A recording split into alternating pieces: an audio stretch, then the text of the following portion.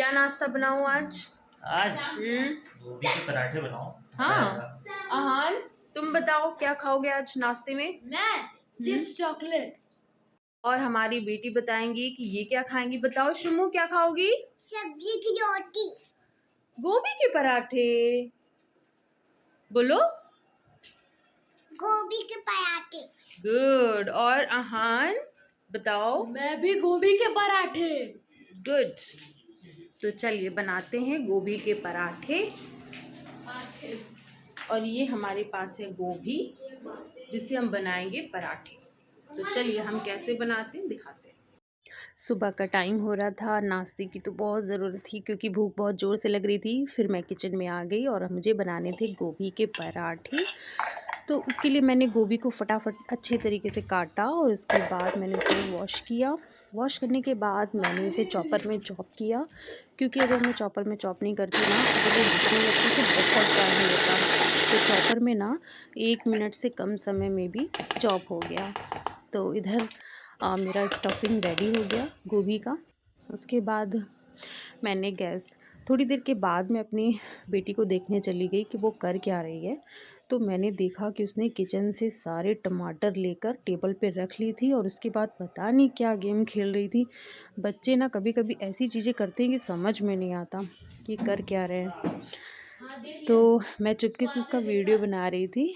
फिर मैं आ गई किचन में और फिर मैंने 2 मिर्च लिया और लहसुन की कुछ कलियां ली। फिर उसे मैंने अच्छे तरीके से कूट लिया। फिर मैंने गैस पे कढ़ाई चढ़ा दिया गरम होने के लिए। फिर धनिया रखा हुआ था, मैंने उसे कट कर लिया कि कुछ मैं स्टफिंग में डाल दूँगी, कुछ की मैं चटनियाँ बना लूँगी। तो हमारा तेल गरम हो चुका था, मैंने उसमें जीरे का तड़का और प्याज का तड़का दिया। तो उसे कुछ देर फ्राई करने के बाद लाल करने के बाद मैंने इसमें थोड़े से लहसुन और अदरक जो कूटा था मैंने उसे डाल दिया। इससे एक सौंधापन फ्लेवर आता है। और उसे मैंने फ्राई किया लाल होने तक। तो वही मैं फ्राई कर रही थी और उधर मेरे बच्चे इतना शोर कर रहे थे कि क्या बताएं, उन्हें कितना भी बोलो चुप ही नहीं होते हैं। तो फिर मैं वही फ्राई कर रही थी।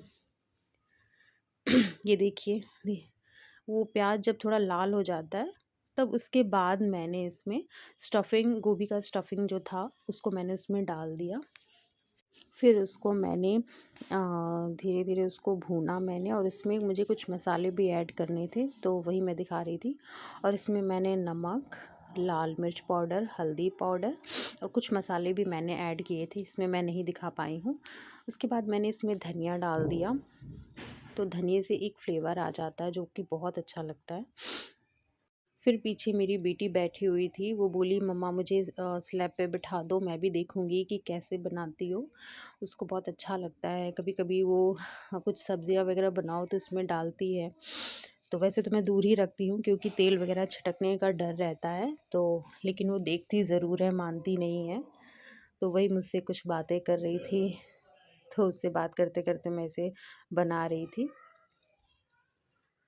फिर उसके बाद धीरे धीरे मेरी स्टफिंग लगभग मतलब फ्राई हो ही चुका था।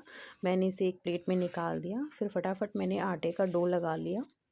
फिर मैंने सोचा पराठे के साथ तो चटनी ही अच्छी लगती है, तो चटनी के लिए भी मैंने तैयार कर दिया।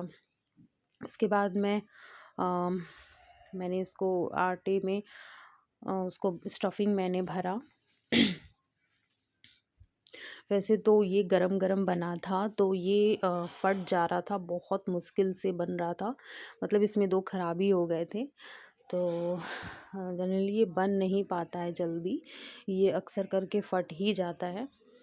बट फिर भी मैंने बनाया थोड़ा थोड़ा, और साथ में मैंने चाय भी चढ़ा दिया क्योंकि पराठे चटनी के साथ चाय की भी ज़रूरत होती है। सुबह का टाइम भी था। तो उधर मैं पराठों को सेक रही थी, बना रही थी। कुछ फट भी गए थे, कुछ सही भी बन गए थे। तो यही आज हमारा नाश्ता था। तो ये मैं इनको देने चली गई थी क्योंकि इनको भी बहुत भूख लगी हुई थी और आज लेट भी हो गया था बहुत नाश्ता बनाने में। फिर उसके बाद मैंने इनको नाश्ता दिया। ये लीजिए पराठे। नाश्ता देने के बाद मैं किचन में आ गई क्योंकि और फिर अपने बेटे के लिए मैंने नॉर्मल पराठे बनाए क्योंकि वो नहीं खाता है। आलू और पनीर के पराठे के अलावा कोई पराठा वो नहीं खाता है, तो इसके लिए मैंने सिंपल 2 पराठे बना दिए। तो उसको मैंने वही दे दिया खाने के लिए और अपने लिए भी पराठे, चाय और चटनी मैं ले आई।